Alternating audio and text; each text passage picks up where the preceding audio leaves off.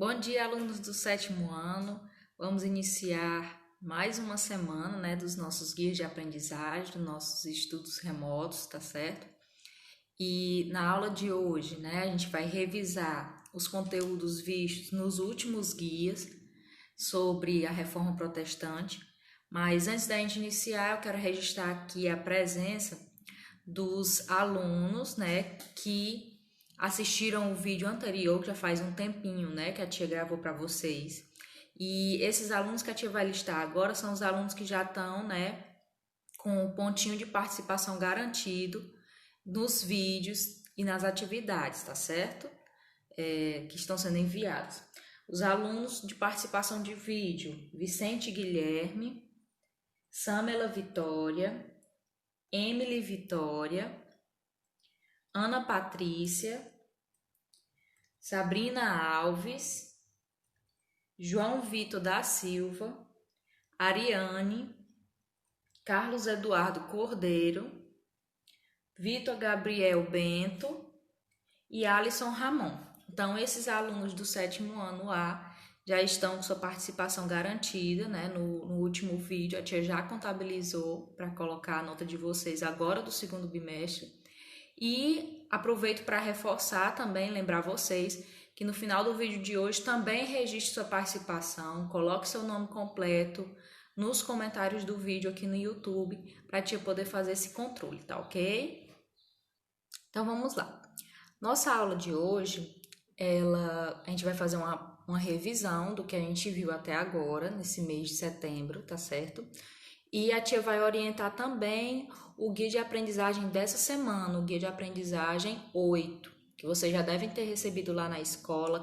Quem ainda não foi buscar, o guia, vai buscar direitinho.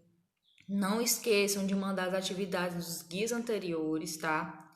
Quem não enviou, procure enviar o mais rápido possível, pois a gente já tá fechando as notas. Não esqueçam de colocar o seu nome completo, tá bom?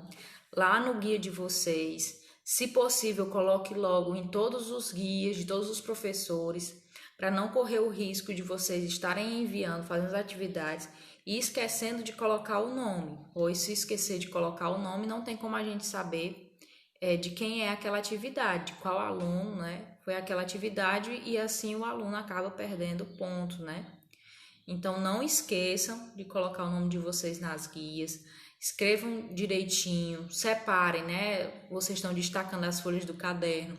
As folhas destacadas, coloquem o nome da matéria, Se é atividade de história, se é atividade de ciências, coloque seu nome, e lembrem de colocar no envelope.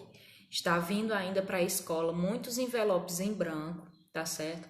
Esses envelopes, a gente recebe, porém, quando a gente vai fazer a avaliação e vai colocar os pontos de vocês, eles não servem para pontuar em basicamente nada, Pois a gente olha envelope por envelope, atividade por atividade, tá certo? Então, procurem fazer a atividade direitinho, façam as atividades completas. Por isso que é importante a gente prestar atenção nas orientações do guia, ler o guia todinho direitinho, porque tem alunos que às vezes faz uma das atividades do guia, mas esquece a outra, ou então faz a atividade que veio lá no guia, mas não fez a do livro. E aí esse aluno não vai ter a pontuação completa, igual aquele aluno que enviou a atividade toda, tá certo? Então preste atenção direitinho, façam as leituras que não tem erro. O maior problema de vocês, pelo menos a maioria, é a questão da falta de leitura e falta de atenção na hora de fazer essas atividades, tá? Então, para iniciar, primeiro a gente vai falar um pouco do que é a Reforma Protestante, ou seja, a definição, tá certo? A Reforma Protestante é um movimento de fiéis insatisfeitos com a Igreja Católica, dando origem a novas religiões cristãs e as mudanças na Igreja Católica, no caso, a própria Contra-Reforma. Então, o que foi a Reforma? Se vocês lembrarem um pouco, quando a gente estava estudando lá a Idade Média, a gente viu que a Igreja Católica tinha um poder muito grande na Europa, Eles eram donos, muitos de terras, porque alguns padres acabavam herdando essas terras e ficavam para a igreja. Eles acumularam muito dinheiro também, através do dízimo, que era obrigatório naquela época, era como se fosse um imposto obrigatório de todas as pessoas, de todos os cidadãos. Então, eles tinham muitas riquezas, né, a igreja como um todo. E com o passar do tempo, há algumas práticas da Igreja Católica, algumas coisas que eles faziam, né, os padres, bispos, começaram a ser indagados e aí começaram a deixar no ar uma insatisfação com as outras pessoas, né? Até dentro da própria igreja existiam padres e bispos que também não concordavam com muitas dessas práticas e aí eles começaram a produzir conhecimento, produzir, né, uma série de leis ou de estudos sobre o que era correto ou não diante da religião, diante a Bíblia, né, o que a Bíblia dizia, e começaram a indagar a Igreja Católica em algumas dessas atitudes que eles achavam que eram incorretas, tá? Então a Reforma Protestante ela vai ser um movimento de dentro da própria Igreja Católica em que essas pessoas vão se manifestar contra algumas ações da própria igreja, tá certo? Quando é que isso acontece? No final do século XV e o início do século XVI. Exatamente esse período que a gente está estudando, né, do início das grandes navegações e da volta do absolutismo, que a gente vai ver, né, mais aprofundadamente nesse guia dessa semana. Então, nesse período aqui vai haver essa reforma na Igreja Católica, vamos se dizer. E onde é que isso acontece? Mais precisamente, né, na Alemanha, na Suíça, na França, na Inglaterra e Escócia, principalmente nesses países, tá?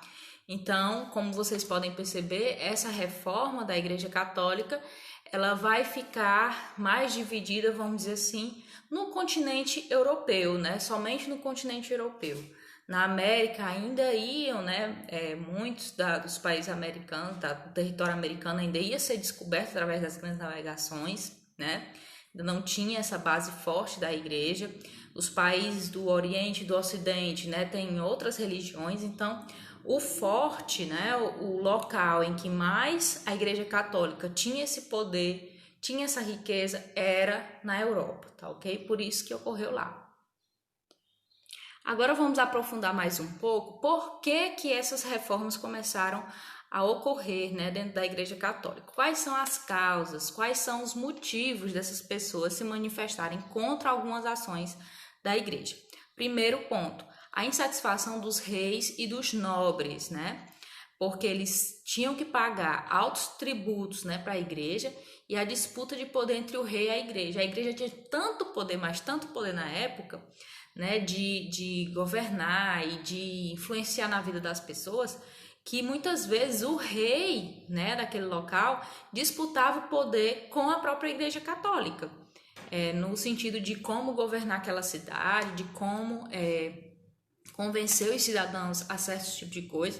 Então eles brigavam no poder em alguns locais, certo? De tão grande que era esse poder e essa influência que a Igreja Católica tinha sobre as pessoas. Tá? Então, os reis e os nobres, eles começaram a ficar insatisfeitos com essa situação de que tudo tinha que depender do apoio da Igreja Católica para eles tomarem uma certa decisão, porque sem o apoio deles eles não conseguiam governar. Então, isso foi gerando uma insatisfação. Além dessa disputa de poder, também a questão dos tributos, do dinheiro, tá certo? Que era cobrado desses nobres para que a igreja desse esse apoio, tá? Outro ponto, segundo ponto, né? O descontentamento da burguesia, lembrando que a burguesia era uma classe nova que estava surgindo, né, logo após, né, a crise da Idade Média, em que os burgueses eram aquela classe social de pessoas que tinham comércios nos centros das cidades. Então, a maioria delas eram comerciantes, eram pessoas que tinham posses de terra, né, grandes fazendeiros, enfim.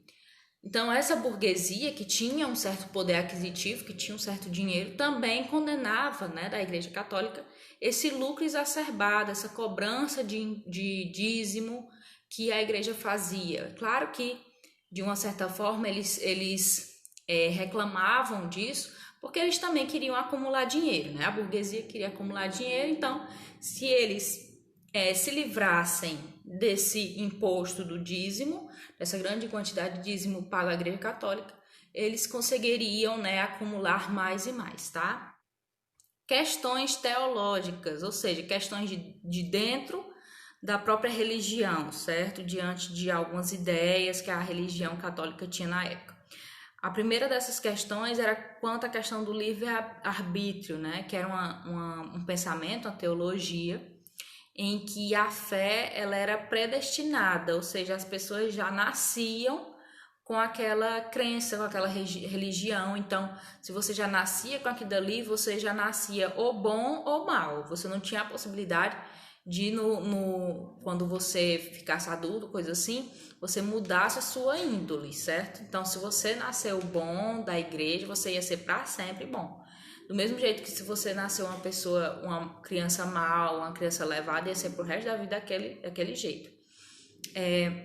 A questão também da interpretação da Bíblia, que muitas vezes alguns padres, né, interpretavam e entendiam a Bíblia de maneira bem diferente do que a religião católica pregava, e isso, por vezes, causava desentendimento entre padres e bispos dentro da própria Igreja Católica, certo?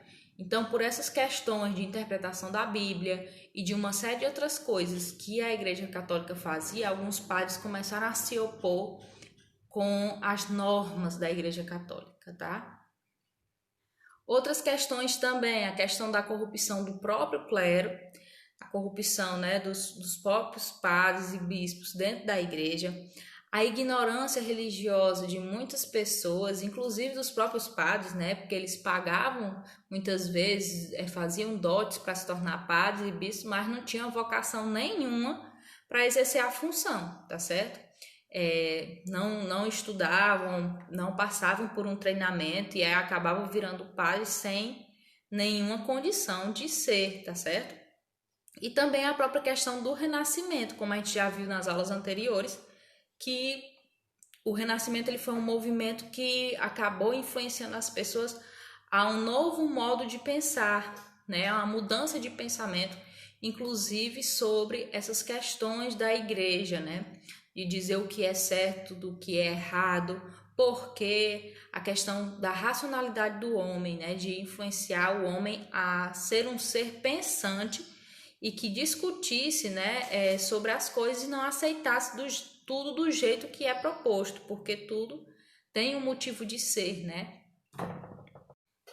A tia fez essa tabelinha para vocês para poder ilustrar melhor como é que se deu as reformas, né, na Europa e as principais características de cada lugar. Como a gente viu lá no início, essas reformas aconteceram em várias cidades diferentes e cada uma delas tem suas características principais. Então, a primeira aí na tabela é a reforma luterana, proposta, né, por Martinho Lutero, tá certo? Onde aconteceu no norte da Alemanha e nos países escandinavos. E quais são as características principais, os objetivos dele? Primeiro, o apoio aos príncipes feudais, o pretexto para tomar os bens do clero e impedir o domínio do rei espanhol católico Carlos V. Diante da situação, né, além de todas essas questões que a gente viu, né, que estavam sendo indagadas, da parte teológica, da parte das corrupções, etc., eles também tinham esse objetivo, tá? A reforma anabatista, né, de Thomas Manzer, também aconteceu na Alemanha, foi outro tipo de reforma, né, separada da reforma luterana, e eles tinham como objetivos uma revolta camponesa antifeudal, a Bíblia como defensora do comunismo primitivo e os massacrados pelos príncipes feudais, certo? A reforma calvinista foi proposta pelo João Calvino, aconteceu, né, na Suíça, na Inglaterra, na Holanda e na França. Já essa reforma já abrangeu, né, uma quantidade maior de países. E qual era o objetivo deles? Era a Igreja Católica, né, que condenava os lucros burgueses. Já na Igreja Calvinista eles não condenavam esse lucro. Eles diziam que se o homem trabalhou o suficiente para acumular, né, dinheiro, esse dinheiro ele é justo, né? Ele é um dinheiro correto, pois veio da dignidade do trabalho daquelas pessoas. Já a Igreja Católica, né, ela condenava o acúmulo de riqueza, apesar dela mesma acumular, né? E por último, a reforma anglicana, né, que é totalmente diferente das outras reformas, que ocorreu na Inglaterra através do rei Henrique VIII. Diferente das outras reformas que acontecem, né, diante dos próprios padres, né, que se revoltam com a situação, nessa reforma anglicana, quem vai propor essa reforma vai ser o próprio rei, tá certo? Por quê, tia? Por interesses pessoais. Então, ele vai se separar da Igreja Católica para suprir os interesses pessoais do próprio rei, tá? Então, qual era o objetivo? O reforço do absolutismo inglês, ou seja, o reforço, né, da manutenção da monarquia inglesa na Inglaterra, e também porque ele queria o divórcio, né, da Catarina de Aragão para se casar com outra mulher. Naquela época, a Igreja Católica não permitia divórcios. Então, não era permitido um rei, por mais que ele fosse, né, um nobre que estivesse nesse alto cargo, nem para os reis era permitido você se divorciar da sua mulher. Então, ele se separa da Igreja Católica, funda uma outra religião, tá? E consegue, né, já que a religião é dele, vamos dizer assim, ele que inventou, então na religião dele era permitido o divórcio. Então ele se divorcia da Catarina de Aragão, que não tinha, né, condições de dar um herdeiro a ele casa com outra mulher, tá certo? Para poder gerar, né, o filho, etc. E ele faz isso através dessa nova religião que é fundada na Inglaterra, chamada de anglicanismo. Agora que a tia já explicou bem sucintamente, bem rapidinho, né, os temas das aulas anteriores, dos guias, a gente vai dar uma olhadinha agora no guia dessa semana, da 8ª semana dos nossos guias de aprendizagem, tá bom? A tia vai explicar como vocês devem fazer. E a gente tem uma mensagenzinha para vocês, né, falando que essa semana a gente vai começar um conteúdo novo, que é o absolutismo, tá bom? Então vamos lá. O itinerário de hoje vamos estudar sobre o absolutismo, um regime político que durou durante muito tempo e gerou profundas transformações na sociedade daquela época, né? Vamos lá. Vamos tentar aprender mais. A tia vai trazer um texto pequenininho sobre o significado do absolutismo. O que significa essa palavra? Significa, né? Num significado relacionado à política. É um sistema político cujos governantes têm poder absoluto, ou seja, sem restrições, né? Por extensão, a questão toda forma de autoritarismo e tirania. Na filosofia, uma concepção filosófica definida pela ação de supor que a realidade empírica é uma derivação do absoluto. Ética, expressão de valor absoluto e intemporal das regras morais, estéticas, princípio que afirmava ser a expressão da beleza percebida somente a partir da natureza particular do objeto analisado. Então, o que vai servir mais para a gente, diante desses significados do dicionário, é o significado de absolutismo diante da política, tá certo? É um sistema político onde o governante ele vai ter poder total sobre aquela nação, ele que vai decidir tudo, tá certo? Tudo que vai ser feito naquela cidade, naquele local, como é que vai ser governado, o que as pessoas, né, vão ter que fazer, quais impostos, tudo vai ser decidido através dessa pessoa. No caso, a maioria delas eram reis, né, reis absolutistas, ou seja, absolutismo sempre lembre, poder absoluto do rei, tá certo? Para além dessa explicação, né, nós vamos encontrar mais aprofundadamente sobre o tema no próprio livro de vocês, nas páginas 121 até a 133, tá certo? No vídeo que a tia propôs, também me falando sobre o absolutismo, é muito interessante que vocês assistam os vídeos complementares. Lá no nosso grupo, a tia colocou um podcast, é um áudio que vocês vão escutar, né, de um professor falando sobre as características do absolutismo, tá bom? E aqui a indicação para vocês assistir a aula de hoje, que é essa que a tia gravou agora para vocês, tá? Vamos exercitar a nossa atividade. Dessa vez a tia colocou o espaço para vocês escreverem no próprio guia, para não precisar fazer na folha de caderno, tá certo?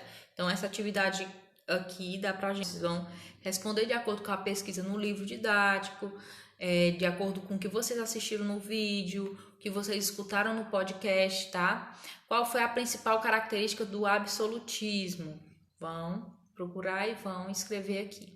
Pesquisa o que foi a teoria do direito divino, tanto no vídeo, quanto no podcast, quanto no livro de vocês, vem falando sobre o que é a teoria do direito divino. Vão ler, estudar e vão resolver essa questão, tá? Questão 3. Complete o quadro comparativo escrevendo as principais características de cada uma das monarquias a seguir. O absolutismo na Espanha, ou seja, o reino espanhol, como era, quais as características principais desse reino. Absolutismo português, inglês e francês. Cada um desses países, Espanha, Portugal, Inglaterra e França, cada um vai ter um modo de governo do rei, um absolutismo diferente. Então, vocês vão colocar aí as características principais de cada nação dessa. Tem no livro e também comenta um pouco lá nos vídeos, tá? Na segunda estação, nós vamos refletir e escrever o que foi, estudado até aqui. A tia traz um texto sobre o que foi o absolutismo.